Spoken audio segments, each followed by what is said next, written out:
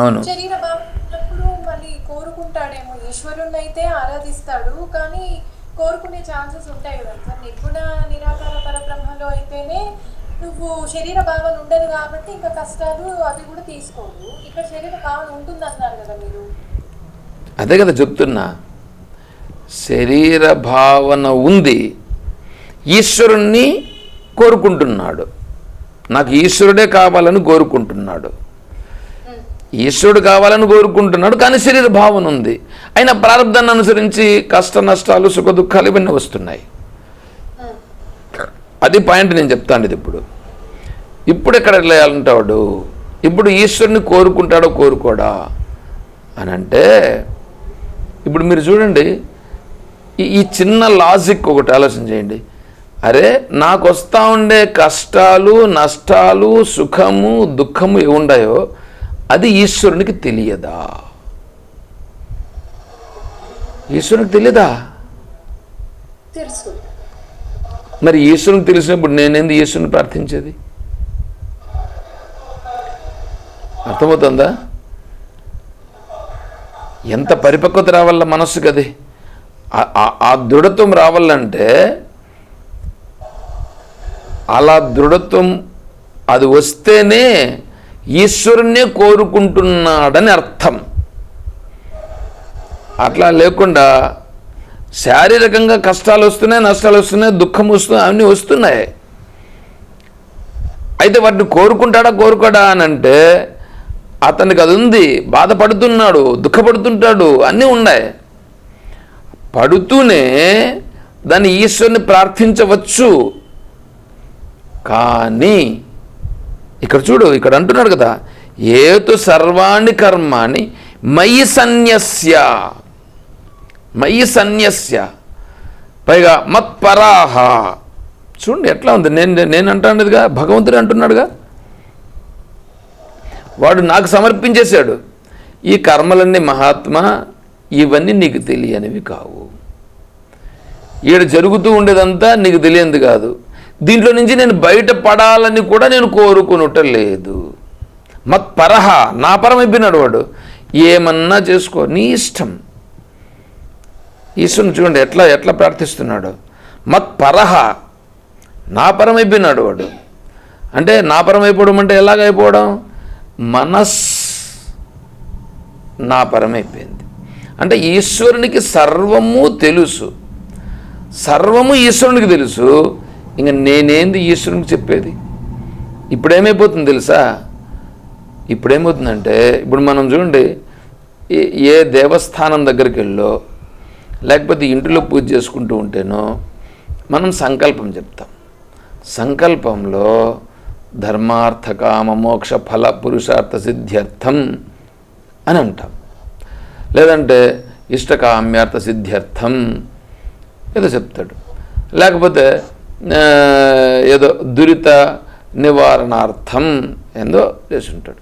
లేకపోతే పలానా కష్ట నివారణార్థం అని సంకల్పం చెప్పి పూజ చేస్తాడు. అంటే ఇప్పుడేంటి, ఈశ్వరునికి చేస్తుండే పూజ నేను పలానా దాన్ని కోరి నేను చేస్తున్నానని ఉంది. కానీ ఇక్కడ అతను ఈశ్వరుని గురించి, ఈశ్వరుణ్ణి ప్రార్థిస్తున్నాడే కానీ, ఈశ్వరుని ఆశ్రయించాడే కానీ ఈశ్వరుణ్ణి కోరుకున్నట్టు లేదు అక్కడ. ఇక్కడ అట్లా చెప్పట్లా. అతనేమయ్యాడు, ఆశ్రయించింది నన్ను ఆశ్రయించాడు, కోరుకుంటా ఉండేది నన్నే కోరుకుంటున్నాడు. అయితే మధ్యలో ఇవన్నీ వస్తాయి కదా, ప్రారంధాన్ని అనుసరించి వస్తాయి కదా, వాటికి సంబంధించి ఎలాగా అంటే కష్టాలు నష్టాలు దుఃఖాలు ఇవన్నీ ఉన్నాయి కదా, వీటిని గురించి అతను ఎలా ఉంటాడంటే చూడండి, ఏతు సర్వాణి కర్మాణి అంటే అతను కామ్యకర్మలు అనేటువంటి ఉండవు. ఇప్పుడు కేవలం రెండే మిగులుతాయి, నిత్యకర్మ నైమిత్తిక కర్మ. ప్రాయశ్చిత్త కర్మలు లేవు, నిషిద్ధ కర్మలు లేవు, కామ్యకర్మలు లేవు, రెండే ఉంటాయి, నిత్యకర్మ నైమిత్తిక కర్మ. ఆ రెండింటిని చేస్తూ ఉంటే ప్రారబ్ధాన్ని అనుసరించి వచ్చి పడేటువంటివి నెత్తునొచ్చి పడతాయి. నెత్తునొచ్చి పడినా వీటిని కూడా ఈశ్వరునికే సమర్పించి, హే పరమాత్మ నీకు తెలియందేముందప్ప.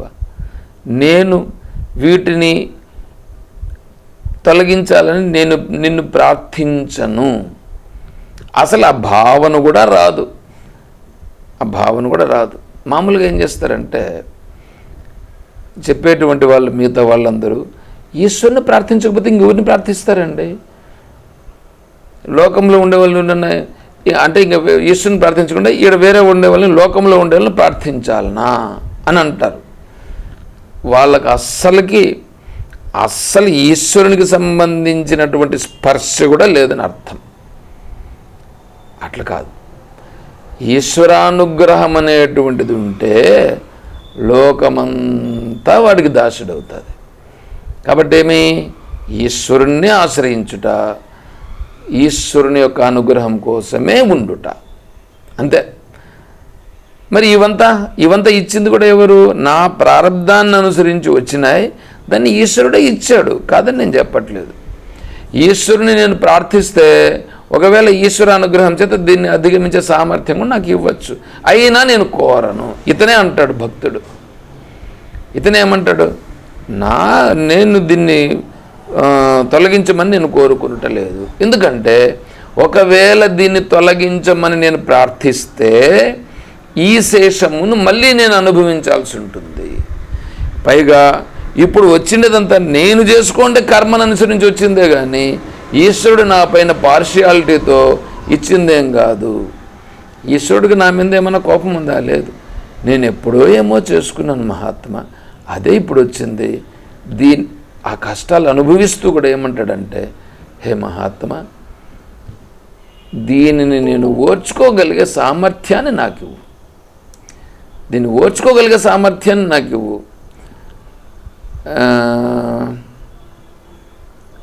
రెండవ అధ్యాయంలో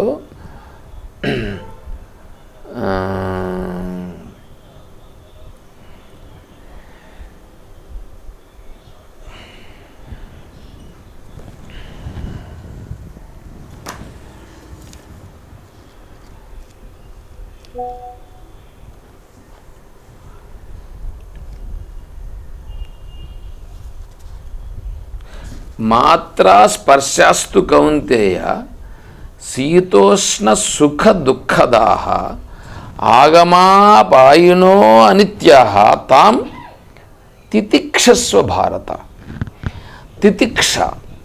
తితిక్ష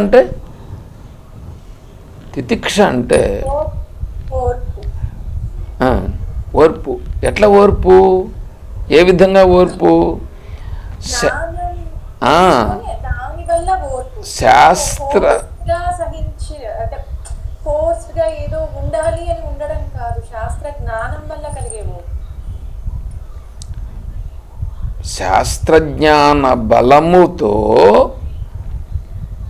శాస్త్రజ్ఞాన బలం, ఇప్పుడు ఆ మనస్సుకు శుద్ధాంతఃకరణం ఏర్పడి ఆ శుద్ధాంతఃకరణము వలన శాస్త్రజ్ఞానం అలవడి వీడికి వచ్చినటువంటి ప్రారంధాన్ని అనుసరించి వచ్చినటువంటి కష్టాలు ఉన్నాయే, ఆ ప్రారంధాన్ని నుంచి వచ్చినటువంటి కష్టాలను శాస్త్రజ్ఞాన బలము తీసుకొని ఇది నా ప్రారంధం నుంచి వచ్చింది అని దాన్ని చూస్తూ ఉంటాడు. ఈశ్వర భావనతో చూస్తూ ఈశ్వరునికి సమర్పించి తను ఉంటాడు. చూడండి ఎట్లా ఉంటుందో. అంటే ఈశ్వరునికి సమర్పించి ఈశ్వర భావనతో ఉండుట. అలా ఉంటూ ఆ కష్టమును ఎంత కష్టమైనా సహిస్తాడే కానీ కనీసం ఈశ్వరునికి హే పరమాత్మ ఏమయ్యా నన్ను చూస్తున్నావా లేదా అని కూడా అనడండి. అంటే ఎంత మానసిక పరిపక్వత ఉండాలా, ఈశ్వర భావన ఎంత ఉండాలా, ఈశ్వరుని గురించి ఎంత తెలిసి ఉండాలి చెప్పండి. అప్పుడక్కడ అంటే శాస్త్రజ్ఞానం అంత బాగా దృఢముగా ఉన్నది, శాస్త్రజ్ఞానం బాగా దృఢంగా ఉంది, ఈశ్వరుడు ఉన్నాడనేటువంటిది, ఈశ్వరుడే సర్వం అనేటువంటిది అంత దృఢమై ఉంది. అయినా ఈ కష్టాలను తొలగించు అని కూడా అండండి. సర్వాణి కర్మాణి ఇతను చేసే నిత్య నైమిత్తిక కర్మలు ఇవన్నీ ఈశ్వరార్పణ బుద్ధితో చేస్తాడు. మత్పరహ మత్పరహ, పైగా ఏమిచ్చినా ఈశ్వరానుగ్రహముతో నేను ఉన్నాను అని అంటాడు. ఒక చిన్న కథ. ఒకతను పాపం మగ్గం నేసేవాడు. మగ్గం నేసేవాడు అంటే బట్టలు నేసేవాడు అన్నమాట. సాలె వాళ్ళు. ఇప్పుడు వీళ్ళు మగ్గం నేసి బట్టలు నేసి దాన్ని అమ్ముకునేవాడు. సరే, అతను రోజు బట్టలు నేస్తూ ఉంటాడు. వారంలో ఒకరోజు లేదా 2 రోజుల్లో బట్టలు అమ్మి దాంతో వచ్చిన దాంతో తన నిత్య జీవితం కొనసాగుతూ ఉంది.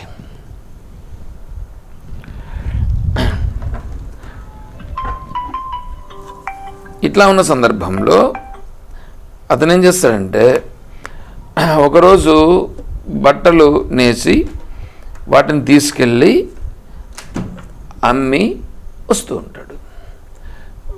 వస్తూ ఉంటే మార్గమధ్యంలో వర్షం వస్తుంది. వర్షం వచ్చిన కారణం చేత ఒక ఇంటి దగ్గర ఆగిపోవాల్సి వస్తుంది. సరే, అక్కడ పంచన ఏదో ఉంటే అక్కడ వాళ్ళని అడిగి నేను ఇక్కడ పడుకుంటానమ్మా అని చెప్పి సరే అక్కడ పడుకున్నాడు. ఆ రోజు రాత్రి ఏమైందంటే, ఇంతకుముందు చెప్పినా నీ కథ అయినా మళ్ళీ చెప్తున్నా. ఆ రోజు రాత్రి ఏమైందంటే, వేరే వాళ్ళు దొంగలు ఎందుకు దొంగతనం చేసుకున్నారు. వాళ్ళు వస్తూ ఉంటే రాజభటులు వాళ్ళని గమనించినారు. ఎవరిని? ఆ దొంగల్ని గమనించి వాళ్ళను వెంబడించినారు. వెంబడిస్తే ఈ రాజభటులు వెంబడించే లోపల వీళ్ళు పరిగెత్తుకుంటూ దాన్ని తప్పించుకునే దానికి ప్రయత్నం చేస్తూ ఆ మార్గంలో వచ్చారు. ఆ మార్గంలో ఇతను పడుకో ఉన్నాడు. ఎక్కడ? దీనిపైన బయట పడుకో అన్నాడు. వాళ్ళు ఏం చేశారంటే, తీసుకొని వచ్చి వాళ్ళ దగ్గర ఉండే మూట ఉన్న చూడండి, అతని యొక్క దీనిపైన పెట్టి అతని తల దగ్గర పెట్టేసేసి వాళ్ళు తప్పించుకొని పోయారు. వీళ్ళు పరిగెత్తుకుంటూ వచ్చారు కదా, వెనకాల రాజభటులు చూశారు. 7 మూట పెట్టినారు. వాళ్ళు గమనించినారు. దూరం నుంచి నేరుగా వచ్చినారు. వాడిని తట్టి లేపినారు. వాడిని తట్టి లేపితే లేచినాడు. ఏం స్వామి, ఎవరు ఏంటినాడు. ఏం స్వామి అంటావేంట్రా, వాళ్ళు ఎవర్రా వాళ్ళు అని అన్నారు. ఎవరు స్వామి? ఎవరా? ఈ మూటను పెట్టినారే వాళ్ళు. ఈ మూట ఎక్కడి నుంచి వచ్చింది? ఏంది మూట అని అంటాడు. ఏంది మూట అంటావా? నీ భటులో లేకపోతే నీ శిష్యులో కాకపోతే వాళ్ళు ఈ మూటను తీసుకొని ఇక్కడ ఎందుకు పెట్టారు? వాళ్ళు నువ్వు మెయింటైన్ చేసేదానికి ఏదో వీలు కాక మేము వెంటనే వచ్చేసినాం కాబట్టి మేము పట్టుకున్నాం, పదా అని చెప్పి పట్టుకుపోయి జైల్లో పెట్టారు. సరే, జైల్లో పెట్టారు, అయింది. సరే, మళ్ళీ ఏమైంది? పొద్దున్నే లేచారు, ఆయన తీసుకెళ్లారు, కోర్టులో సబ్మిట్ చేశారు. కోర్టులో అడిగాడు, అన్ని సాక్ష్యాలు ఎలా ఉన్నాయి? ఇప్పుడు ఇతనికి వ్యతిరేకంగానే ఉన్నాయి. ఏమిటి వ్యతిరేకంగా? మూట ఎదురు కనిపిస్తుంది. ఆ మూటను చూసినటువంటి వాళ్ళు పట్టుకో ఉండేటువంటి రాజభటులు ఉన్నారు. సరే, మూట ఈయన దగ్గరే ఉంది. అది ఈయన్నే కూడా అడిగారు, ఏమయ్యా మూట నీ తల దగ్గర ఉన్నిందా? వీళ్ళు చూసినప్పుడు అక్కడ ఆడ మూట ఏదో ఉన్నింది స్వామి. ఇంకా సరిపోయా. సరే, ఎవరు పెట్టారు? ఏందో వాళ్ళు అవన్నీ చూసుకుంటున్నారు, రాజభటులు చెప్తున్నారు. సో దీన్ని బట్టి ఏమైంది? రెడ్ హ్యాండెడ్గా ఇతనే దీనికి ముఠా నాయకుడు అని నిర్ణయానికి వచ్చినారు. సరే, లాస్ట్లో ఇంకా జడ్జిమెంట్ ఇచ్చేదానికి ముందు జడ్జి గారు అడిగారు, ఏమడిగారు? ఏమయ్యా, నువ్వేమన్నా చెప్పుకోవాల్సింది ఉంటే చెప్పండి అన్నారు. మహాత్మా,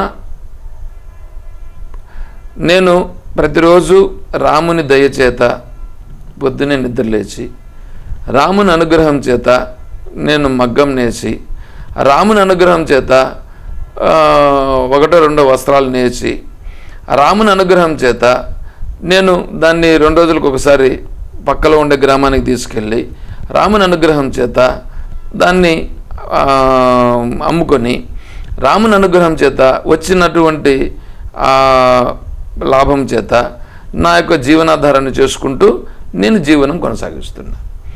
ఆ నేపథ్యంలోనే నేను నిన్న కూడా రాముని అనుగ్రహం చేత పొద్దున్నే లేచి రాముని అనుగ్రహం చేత ఆ కార్యక్రమాలన్నీ చేసుకొని రాముని అనుగ్రహం చేత ఈ వస్త్రాలు తీసుకుని రాముని అనుగ్రహం చేత పలానా గ్రామంలోకి వెళ్ళి రాముని అనుగ్రహం చేత అక్కడ నేను దాన్ని అమ్ముకొని రాముని అనుగ్రహం చేత వస్తూ ఉండగా రాముని అనుగ్రహం చేత వర్షం పడింది. ఆ రాముని అనుగ్రహం చేత నాకు ఈ పంచ దొరికింది. రాముని అనుగ్రహం చేత అక్కడ ఉండేటువంటి ఇంట్లో ఉండేటువంటి వాళ్ళని అడిగి ఆ రాముని అనుగ్రహం చేత నేను అక్కడ తలదాచుకున్నా. ఆ లోపల రాముని అనుగ్రహం చేత నాకు నిద్ర వచ్చింది, నేను నిద్రపోయాను. రాముని అనుగ్రహం చేత వీళ్ళిద్దరూ వచ్చారు, నన్ను తట్టి లేపారు, నేను లేచాను. రాముని అనుగ్రహం చేత లేవగా రాముని అనుగ్రహం చేత వీళ్ళు ఏదో అడిగారు, రాముని అనుగ్రహం చేత నాకు తెలిసిన విషయం చెప్పాను. రాముని అనుగ్రహం చేత వాళ్ళు తీసుకొని వచ్చి నన్ను జైల్లో పెట్టారు. రాముని అనుగ్రహం చేత రాత్రి జైల్లో నేను పడుకొని నిద్రపోయాను. రాముని అనుగ్రహం చేత పొద్దున్నే లేచాను. రాముని అనుగ్రహం చేత వాళ్ళు పొద్దున్నే లేచిన తర్వాత ఎంతో ఇచ్చారు, అదేదో రాముని అనుగ్రహం చేత తీసుకున్నాను. రాముని అనుగ్రహం చేత వాళ్ళు తీసుకొని వచ్చి ఇక్కడ నిలబెట్టారు. రాముని అనుగ్రహం చేత నేను ఇక్కడ నిలబడి మీతో మాట్లాడుతున్నాను. రాముని అనుగ్రహం చేత మీరు అడిగినారు కాబట్టి రాముని అనుగ్రహం చేత నేను చెప్తున్నాను అని చెప్పాడు. అప్పుడు జడ్జి గారు అన్నారు, ఏమయ్యా ఇతను తప్ప ఇంక మీకు ఎవరు దొరకలేదా? ఇతనైనా మీకు దొరికింది అని చెప్పి జడ్జి గారు ఏం చేశారంటే, నేను రాముని అనుగ్రహం చేత నిన్ను విడుదల చేస్తున్నాను అని చెప్పి రాముని అనుగ్రహం చేత కేసును కొట్టేశారు. ఎట్లా ఉందండి ఇది? ఇంత జరుగుతూ ఉంటే అతనేమైనా ఇబ్బంది పడ్డాడా? నేను భగవంతుణ్ణి ప్రార్థిస్తున్నాను, ఇవన్నీ జరిగిపోతున్నాయి, రాముడు ఏమన్నా ఇట్లా చేస్తున్నాడే అనేమన్నా అంటున్నాడా? ఏమనే మాత్రం లేదు. చూడండి, అంత భగవద్భావన అనేటువంటిది అట్లా రావాలి. అంత వస్తే అప్పుడు ఈశ్వరుని నమ్మినట్లు ఈశ్వరుని నమ్మినట్లు కాదండి, ఈశ్వర భావనలో ఉండుట అది అవుతుంది. అంతేగాని చిన్న ఇబ్బంది వస్తేనే ఈ దేవుడు నాకేం చేయలేదు అంటే, నేను నమ్ముకున్న దేవుడు నాకేం చేయలేదు.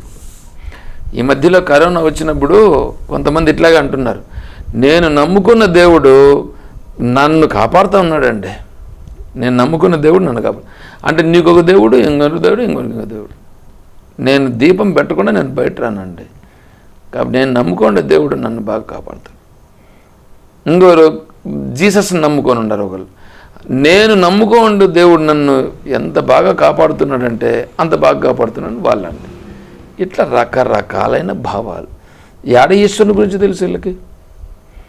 తర్వాత మీ అందరికీ తెలిసినటువంటి ఇంకొకటి చెప్తా, మీకు తెలిసిన కథ. మాండవ్య మహర్షి అని ఉన్నారు ఒకరు. మాండవ్య మహర్షి గురించి మీకు తెలుసుగా. మాండవ్య మహర్షి వారు ఏం చేస్తున్నారంటే, వారు ఒక వనములో ఒంటికాల మీద నిలబడుకొని తపస్సు చేసుకుంటున్నాడు. తపస్సు చేసుకుంటూ ఉంటే సేమ్ సిచ్యువేషన్ ఇప్పుడు మనం చెప్పినాం చూడండి. సిచ్యువేషన్ ఏంటంటే, ఆ మాండవ మహర్షి తపస్సు చేస్తూ ఉండగా ఆ రాజ్యంలో దొంగతనం చేసినటువంటి భటులు వచ్చినారు. అంటే భటులను రాజ్యంలో దొంగతనం చేసినటువంటి దొంగలను భటులు తరుముకుంటూ వచ్చారు. వాళ్ళు ఎత్తుకొని వచ్చిన మూటను ఏం చేశారంటే, ఈ మాండవయ్య మహర్షి ఒంటికాల మీద నిలబడుకొని తపస్సు చేసుకుంటూ ఉండే ప్రదేశంలో వెళుతూ ఆ మూటను ఆడ పారేసి వెళ్ళిపోయారు వాళ్ళు. ఆ వచ్చిన వాళ్ళు ఏం చేశారంటే, ఈయన ఈ మూటను ఎత్తుకొని వచ్చిండేది ఈయనే, వీడు మన దగ్గర యాక్షన్ చేస్తూ నేను తపస్సు చేసుకుంటున్నాను అన్నట్లుగా వీడు యాక్షన్ చేస్తున్నారని చెప్పి ఆ మూటను ఎత్తుకొని ఈయన కూడా పట్టుకొని పోయి జైల్లో వేసి పొద్దున్నే రాజు ముందర నిలబెట్టినారు. సాక్ష్యాలంతా బాగా తెలుస్తున్నాయి. రాజు అడిగాడు, ఏమయ్యా ఈ మూట నువ్వు ఉండే ప్రదేశంలో